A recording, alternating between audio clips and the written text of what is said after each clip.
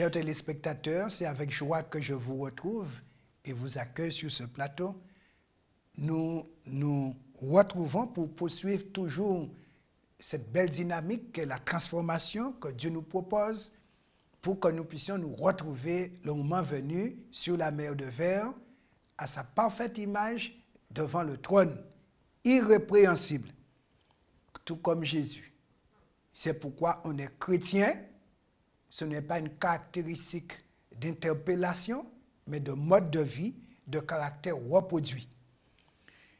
Nous allons prendre un autre aspect de la transformation en transplantant cette donnée dans le sein de la famille, en commençant par le couple.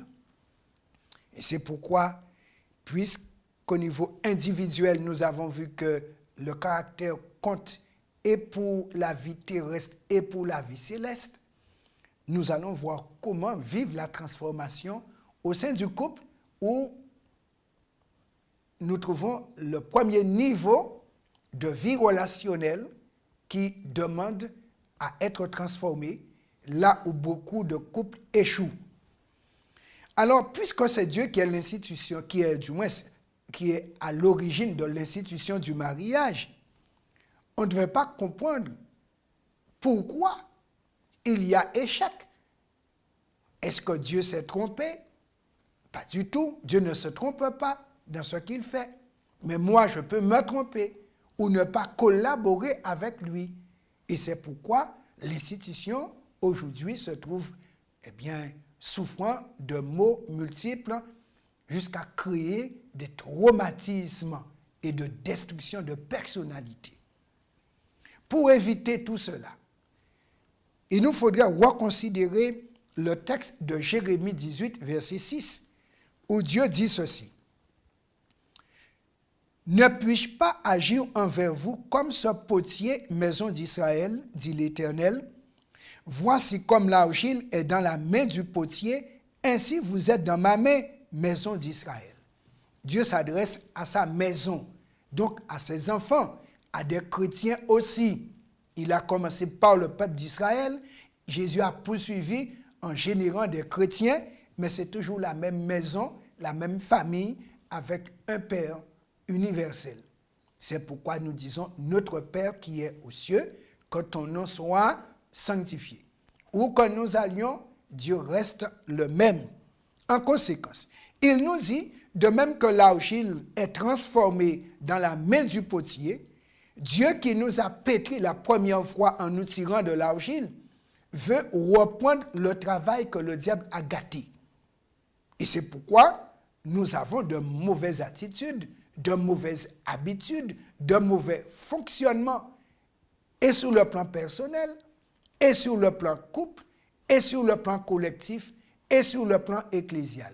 Donc on ne peut aboutir et débarquer au ciel dans un tel état de fonctionnement.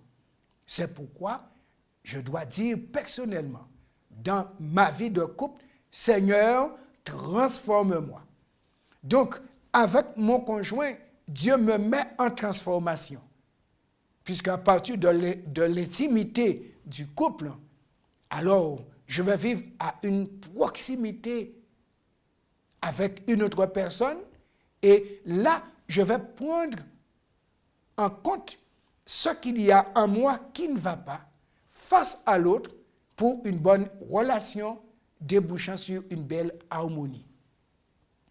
Et dans ce cadre-là, je vais devoir, pour permettre à Dieu de mener son projet de transformation, faire la prière, Seigneur, transforme-moi, mais comme vous le savez, Dieu ne peut nous transformer que dans la mesure où nous nous laissons transformer. Dans Romains chapitre 12, versets 1 et 2, l'apôtre Paul nous dit et nous encourage, « Je vous exhorte donc, frères, par les compassions de Dieu, à offrir vos corps comme un sacrifice vivant, saint, agréable à Dieu, ce qui sera de votre part un culte raisonnable. Ne vous conformez pas au siècle présent, mais soyez transformés par le renouvellement de l'intelligence, afin que vous discerniez quelle est la volonté de Dieu, ce qui est bon, agréable et parfait. Nous retrouvons notre mot, parfait. Donc, nous pouvons vivre parfaitement en couple. Mais comment?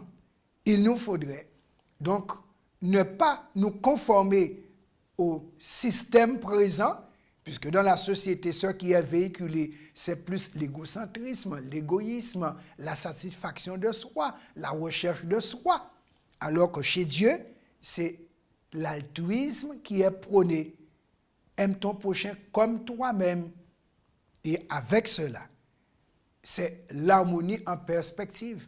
Si on peut aimer un prochain qui est un frère ou une sœur de l'Église, un collègue de travail, nous pouvons réaliser cette belle vie aussi avec un conjoint avec qui Dieu nous a mis pour toute une existence. Voilà pourquoi je vous propose comment créer des foyers centrés sur Seigneur, transforme-moi. Nous allons pendant un moment voir comment organiser notre vie de couple et de famille pour plaire à Dieu en tant que sacrifice vivant. Nous allons donc commencer par présenter les fondements bibliques et de l'esprit de prophétie pour des foyers centrés STM. Seigneur, transforme-moi. Nous allons identifier les dynamiques des foyers qui sont centrés sur Seigneur, transforme-moi. Nous allons aussi expliquer comment fonctionne chaque dynamique des foyers basés sur Seigneur, transforme-moi. Nous allons aussi démontrer comment chaque département de l'Église contribue dans la construction des foyers centrés sur Seigneur, transforme-moi. Donc, au niveau cellule familiale, j'entre dans la dynamique de la transformation, mais lorsque j'entre dans l'espace ecclésial, je permets à cet espace de m'apporter des éléments pour m'encourager et m'aider dans la transformation, puisque c'est le fonctionnement de Dieu. Il nous emmène à la perfection dans notre entité personnelle, mais il développe en même temps en nous l'aptitude au relationnel, puisqu'il y a l'amour vertical, ça c'est personnel, mais il y a l'amour horizontal et ça c'est collégial. Voilà pourquoi Dieu nous met dans la relation spirituelle, aussi en couple et aussi dans l'Église, pour que nous vivions l'amour à tous égards, dans tous ses aspects. Voici donc le fondement biblique pour un foyer centré STM. Seigneur, transforme-moi. Nous retrouvons cette donnée dans l'expression de Josué, après avoir fait le peuple de l'Éternel traverser le Jourdain, s'installer en terre promise, il va réunir tout le monde. Et voici quelle invitation il va faire au peuple de Dieu rassemblé. Josué 24, versets 14 et 15. Maintenant, craignez l'Éternel et servez-le avec intégrité et fidélité. Faites disparaître les dieux qu'ont servi vos pères de l'autre côté du fleuve et en Égypte, et servez l'Éternel. Et si vous ne trouvez pas bon de servir l'Éternel, choisissez aujourd'hui qui vous voulez servir, ou les dieux que servaient vos pères au-delà du fleuve, c'est-à-dire en Irak, ou les dieux des Amoréens dans le pays dans lequel vous habitez. Moi et ma maison, nous servirons l'Éternel. Remarquez bien, il y a un choix déterminé à faire par le couple pour que la famille se base sur « Seigneur, transforme-moi ». Josué a donné son exemple parce que ses descendants étaient de l'Irak. Il est revenu dur en Chaldée, mais il a laissé les dieux de l'Irak Ensuite, ils ont vécu en Égypte pendant 400 ans, 430 ans précisément. Ils ont fréquenté les dieux égyptiens, Apis, Horus, Isis et autres. Mais Dieu leur a montré que les dieux de l'Égypte n'étaient pas de vrais dieux. Et il a enterré dans la mer Rouge celui qui servait les dieux de l'Égypte, pour montrer qu'il est supérieur aux dieux de l'Égypte et qu'on doit lui faire confiance. Dieu les a fait traverser un désert pendant 40 ans, les a fait traverser le Jourdain débordant pour entrer en terre promise. Et là maintenant installé selon la promesse de Dieu sur le territoire promis, il fallait faire un choix. Et c'est pourquoi Josué va leur dire, choisissez aujourd'hui qui vous voulez servir. Mais il dit bien, en les encourageant, puisque le choix est devant chacun, mais la meilleure option est donnée. Craignez l'Éternel et servez-le avec intégrité et fidélité. Faites disparaître les dieux qu'ont servi vos pères. On comprend bien, nous avons eu un certain mode de fonctionnement avant d'avoir choisi Dieu. Mais maintenant qu'on est couple ayant choisi Dieu, couple ayant pris engagement d'intégrité et de fidélité devant Dieu, chez Dieu, dans sa maison, et on a reçu sa bénédiction pour bâtir une entité nouvelle sous la direction de Dieu. Voilà pourquoi on doit s'appliquer en tant que couple de faire disparaître les vieilles habitudes d'avant qui ne sont pas fonctionnelles ni pour faire réussir un couple, ni pour faire le couple se présenter devant Dieu et recevoir la bienvenue parmi les vainqueurs. Il est important donc que ceux qui professent aimer Dieu puissent, à l'instar des patriarches, ériger un autel au Seigneur partout où ils dressent leur tente. S'il y a eu jamais un temps où chaque maison devrait être une maison de prière, c'est bien maintenant. Oui, lorsqu'on choisit de servir Dieu, de choisir d'être intègre, alors on transforme sa maison en maison de prière.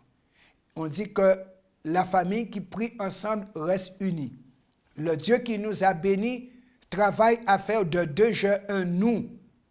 Et pour que ce nous puisse nous nouer et nous faire rester ensemble, il faudrait que notre maison soit une maison de prière et qu'on puisse servir Dieu avec intégrité, fidélité, chaque jour. Voilà pourquoi, pour cette première partie, je vous invite, couple chrétien ou couple désirant être chrétien, c'est possible, Jésus attend tout le monde des bras grands ouverts, de choisir de servir Dieu, choisir de lui être fidèle, décider de lui permettre d'œuvrer en soi et entre les deux pour qu'il puisse concrétiser son projet d'harmonie, de bien-être et de bonheur pour le couple qu'il a béni. Prions pour que sa bénédiction se poursuive.